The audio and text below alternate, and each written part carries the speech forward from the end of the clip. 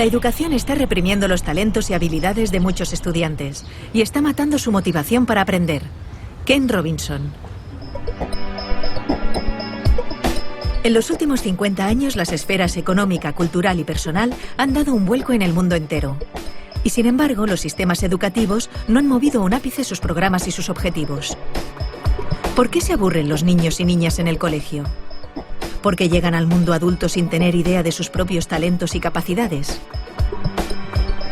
El líder en educación y creatividad, Ken Robinson, llama hoy en redes a demoler una educación nacida para y por las sociedades industriales. La sociedad de la información actual necesita jóvenes creativos y motivados.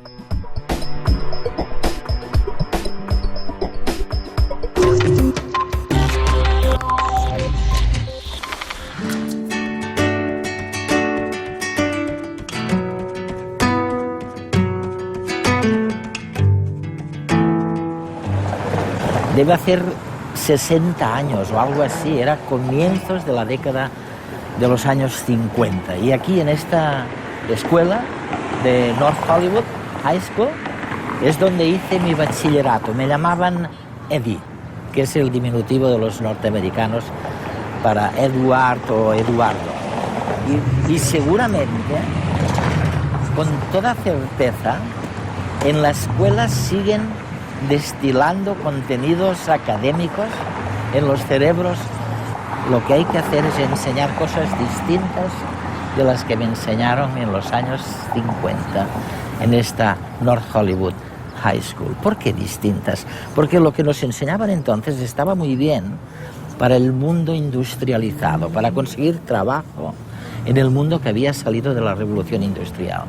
Pero no nos enseñaban lo que hace falta para innovar, para ser creativo. Y para eso, básicamente, hoy día sabemos que lo que hace falta es ayudarnos a elegir, ayudar a los jóvenes, ayudar a los hijos y a las hijas a elegir primero cuál es su dominio, cuál es lo que de verdad les gusta y no tanto lo que está ocurriendo fuera de ellos mismos.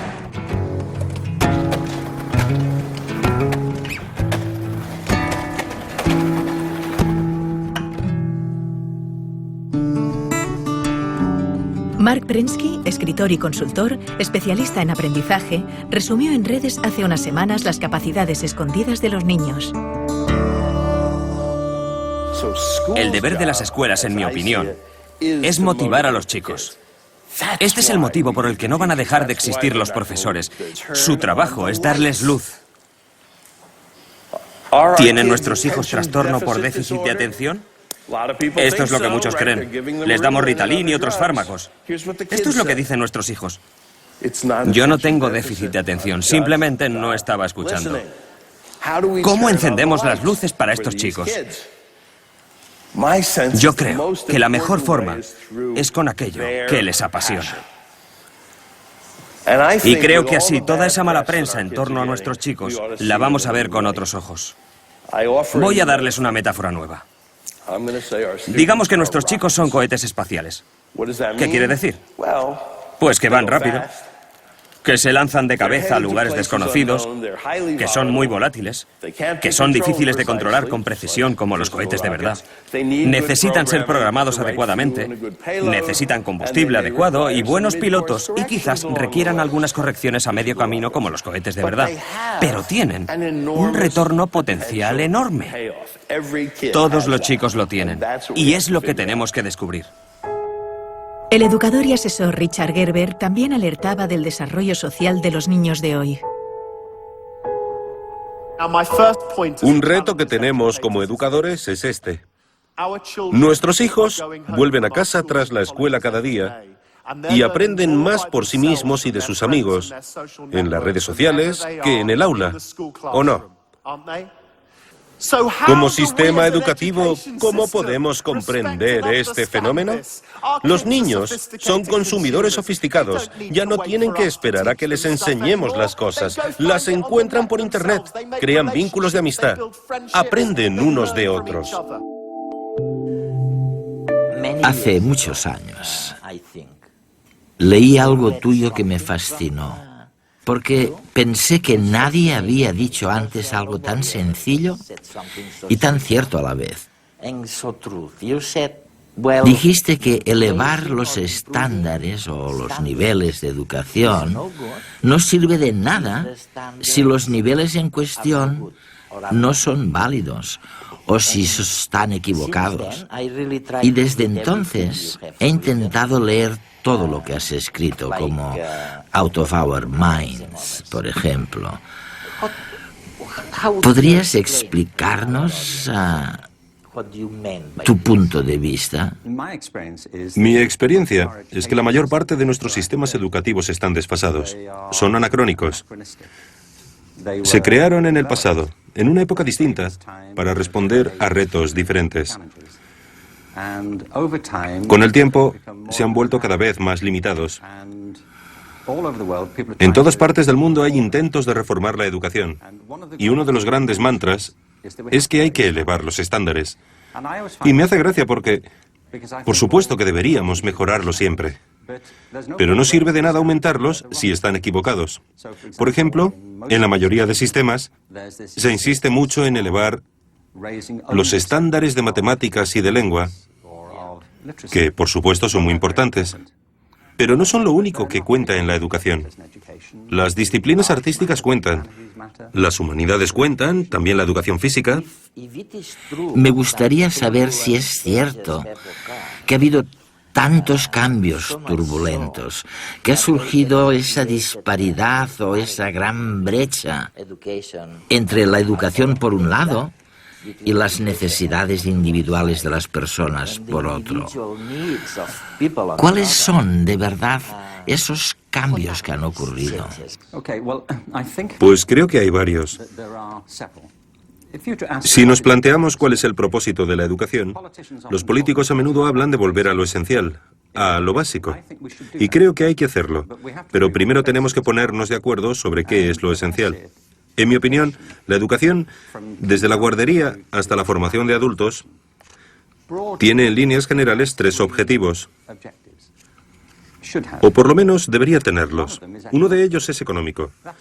Es innegable que una de las grandes expectativas que tenemos sobre la educación es que si alguien tiene estudios, estará en mejor posición para conseguir un trabajo y la economía se beneficiará.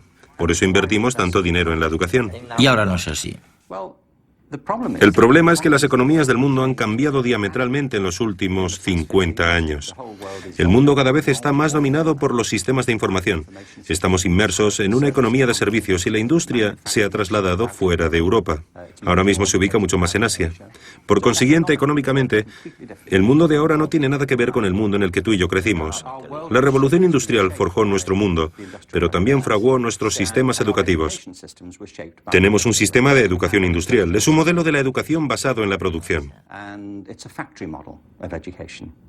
El segundo gran reto educativo es de índole cultural. Una de las cosas que esperamos de la educación es que ayude a las personas a comprender el mundo que les rodea y a desarrollar un sentimiento de identidad cultural, una idea sobre su lugar en el mundo. Sí. Si analizamos los sistemas educativos de todos los países, en España no hay duda de que esa expectativa está presente en el sistema de enseñanza. Se pretende ayudar a los alumnos a conocer mejor la cultura española y lo mismo sucede en el resto del mundo. Es una gran expectativa de la educación. El problema es que el mundo también se ha transformado culturalmente en los últimos 50 años. No tiene nada que ver con el mundo en el que crecimos. Cada vez es más interdependiente, más complejo y también más peligroso culturalmente en algunos aspectos, más intolerante en ciertas cosas. El tercer gran objetivo de la educación es personal. Lo saben los que tienen hijos, pero también cualquiera que esté vivo. Una de las cosas que esperamos de la educación es que nos ayude a convertirnos en la mejor versión de nosotros mismos, que nos ayude a descubrir nuestros talentos, nuestras destrezas. Y creo que la educación ha fracasado estrepitosamente en ese sentido, puesto que muchos acaban sus estudios sin descubrir lo que se les da bien, sin averiguar jamás sus talentos. Muchos pasan por la escuela y llegan a la conclusión de que carecen de cualquier talento. Y esto sucede porque en el fondo tenemos una visión de las aptitudes muy limitada. También ha habido cambios en ese sentido. Vemos pues que hay cambios en nuestra noción de inteligencia, pero también en la cultura que ha cambiado y se ha complicado, por no hablar de hasta qué punto se ha revolucionado económicamente el mundo. Tenemos pues tres grandes cambios que probablemente explican esta ansiedad que surge de la disparidad entre el mundo educativo y las necesidades económicas, culturales e individuales.